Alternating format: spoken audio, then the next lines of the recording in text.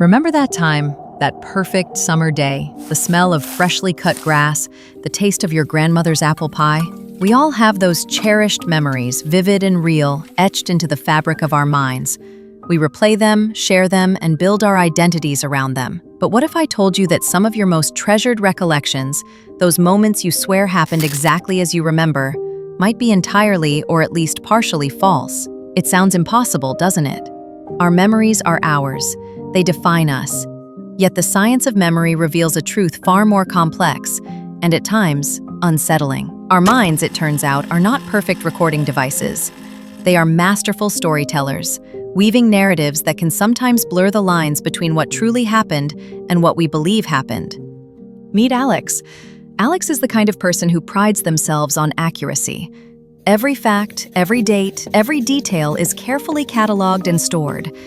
Alex is preparing for a crucial presentation, a deep dive into historical events, and their confidence stems from a belief shared by many, that memory is like a perfectly preserved archive. You experience something, your brain records it, and then, when needed, you simply retrieve that pristine recording. This common understanding of memory, as a sort of mental video recorder, is deeply ingrained in our intuition. We trust our memories implicitly, especially for significant events. We believe that if we were there, if we saw it, then our recollection must be the truth. This belief forms the bedrock of our personal histories, our legal systems, and even our understanding of objective reality. But what if this bedrock isn't as solid as we think? What if the very act of remembering isn't retrieval, but a subtle, ongoing process of reconstruction? One evening, while cross-referencing a detail for their presentation, Alex encounters a small, unsettling anomaly. They distinctly remember a particular historical figure saying a specific quote in a certain context. It's a minor detail, not central to their main argument, but it's something they've always been sure of. Yet the primary source they're now consulting, a digitized historical document, presents the quote slightly differently, or attributes it to someone else entirely. It's a tiny crack in the edifice of their certainty. Not a collapse, but enough to make them pause. Did I misremember? Alex wonders. But I'm so sure. This isn't a case of forgetting. It's a case of remembering something that doesn't quite align with the evidence. This minor discrepancy ignites a spark of curiosity, a desire to understand this unsettling phenomenon. Alex wants to reconcile this contradiction, to prove their memory right, or, failing that, to comprehend why their internal record seems to be at odds with external reality. This seemingly small moment is the beginning of a journey into the surprising world of false memories, where the lines between fact and fiction are far more permeable than we imagine. Alex's small historical hiccup quickly spirals into a deep dive into the fascinating and at times alarming world of memory science. They discovered that their experience isn't an isolated incident, but a fundamental aspect of how human memory operates. The more they read, the more their intuitive understanding of memory as a perfect recording device crumbles. One of the pioneers in this field is Dr. Elizabeth Loftus, a distinguished professor whose groundbreaking work has revolutionized our understanding of false memories. Her experiments have shown just how easily our recollections can be altered or entirely fabricated. In one of her most famous studies, participants watched a video of a car accident. Different groups were then asked about the speed of the cars using slightly different verbs. Some were asked how fast the cars were going when they smashed into each other, others when they hit each other. The results were astonishing. Participants who heard the word smashed estimated significantly higher speeds and were more likely to falsely remember seeing broken glass, even though there was none in the original video. This is the misinformation effect in action, where post-event information, even subtle linguistic cues, can contaminate and reshape our memories. But false memories aren't just about external suggestion. Our own minds can generate them. Consider the Diess-Roediger-McDermott, or DRM, paradigm. If I give you a list of words like bed, rest, awake, tired, dream, snooze, blanket, doze, slumber, snore, pillow, peace, yawn, and then ask you if the word sleep was on that list, a significant number of people will confidently say yes, even though it wasn't. Why? Because all the words on the list are strongly associated with sleep.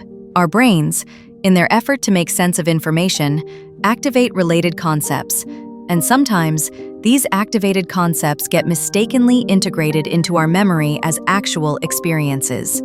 This phenomenon extends beyond laboratory experiments and into real-world consequences. The legal system, for instance, relies heavily on eyewitness testimony.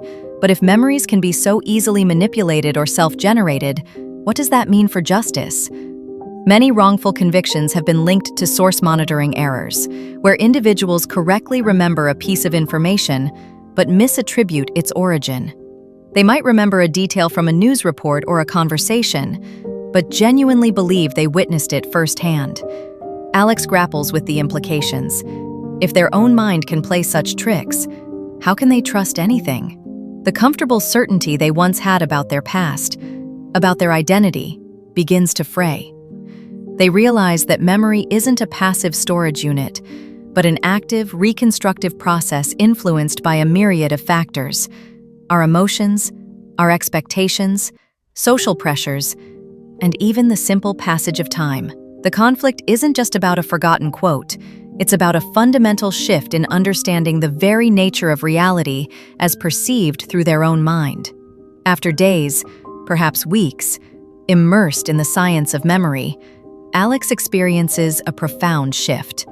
The initial anxiety about their fallible memory gives way to a sense of awe. They realize that the brain isn't malfunctioning when it creates false memories. It's actually performing an incredibly complex and adaptive function. Memory isn't about perfectly replaying the past. It's about constructing a coherent and useful narrative of our experiences. Think of it this way. Our brains are constantly bombarded with information. To make sense of it all, and to prepare us for the future, memory prioritizes meaning over precise detail. It fills in gaps, smooths over inconsistencies, and integrates new information to create a cohesive story. This constructive nature allows us to learn, adapt, and make predictions. If our memories were rigid, unchangeable recordings, we'd be stuck in the past, unable to integrate new experiences or perspectives. The very flexibility that allows for false memories is also what makes memory so powerful and essential for our survival. Alex revisits that initial historical discrepancy, not with disappointment, but with a newfound appreciation. They understand that their brain, in its attempt to make sense of the past, had likely inferred or associated information in a way that felt correct, even if it wasn't perfectly accurate. This realization is a turning point. Alex's desire shifts from proving their memory right to understanding and appreciating the dynamic, adaptive nature of memory itself. It's a humbling, yet empowering revelation. Armed with this deeper understanding, Alex approaches their presentation with a newfound perspective. They still value accuracy, but now they also appreciate the inherent flexibility of human memory. They understand that while facts are important, the way we process and integrate those facts into our personal narratives is equally crucial. Their confidence is no longer rooted in an illusion of perfect recall, but in a more nuanced and realistic grasp of how their mind works. This journey into false memories has profound implications beyond Alex's personal experience. It underscores the importance of critical thinking, of questioning sources, and of understanding the fallibility of even our most confident recollections. In legal settings, it highlights the need for careful procedures in collecting eyewitness testimony, minimizing leading questions, and considering the potential for suggestion. In historical contexts, it reminds us that history is not just a collection of facts, but an ongoing interpretation, shaped by the memories and perspectives of those who lived it and those who recount it. So, how can our memories be false?